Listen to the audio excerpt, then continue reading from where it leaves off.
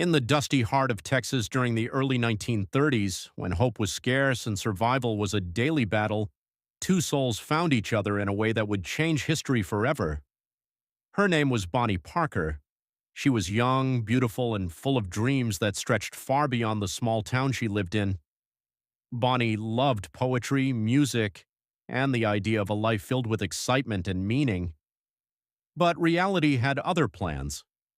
Trapped in poverty during the Great Depression, her life felt like a slow fade into obscurity. Then, one ordinary day, everything changed. That was the day she met Clyde Barrow. Clyde wasn't just another man. There was something intense about him, something dangerous yet deeply captivating. He had a rebellious spirit, shaped by hardship and injustice. From the moment their eyes met, there was an undeniable spark. It wasn't just attraction, it felt like destiny. They fell in love almost instantly, but their love was not meant for a quiet life.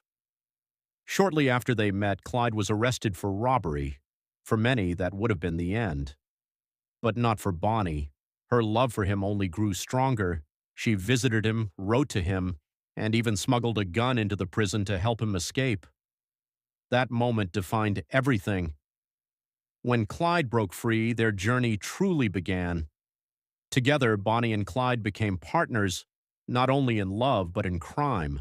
They robbed banks, stole cars, and lived life on the run. With every heist, their legend grew. Newspapers across America couldn't stop talking about them. To some, they were dangerous criminals. To others, they were symbols of rebellion against a broken system. But behind the headlines was something deeper, a love that refused to break. Bonnie stood by Clyde through everything. She didn't see just the outlaw, she saw the man behind it all. And Clyde, in return, protected Bonnie with everything he had. In a world that had given them nothing, they found everything in each other. Yet their life was far from glamorous. They slept in stolen cars, ate when they could, and lived in constant fear of being caught.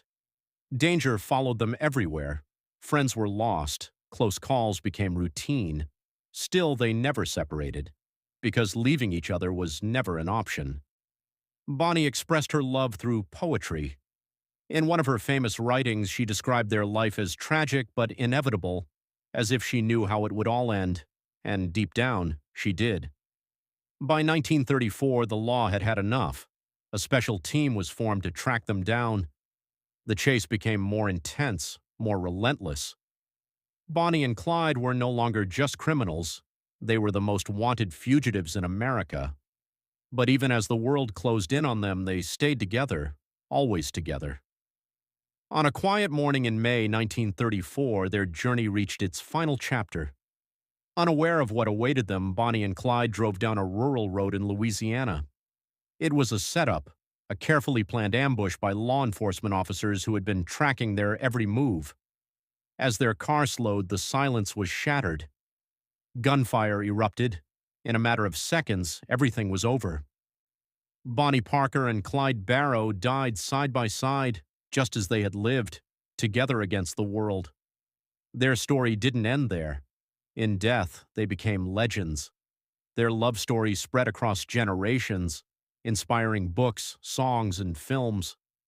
Some saw them as reckless criminals. Others saw them as tragic lovers who chose each other over everything, even life itself. But one thing is undeniable. Their love was real. It was messy, dangerous, and flawed, but it was powerful.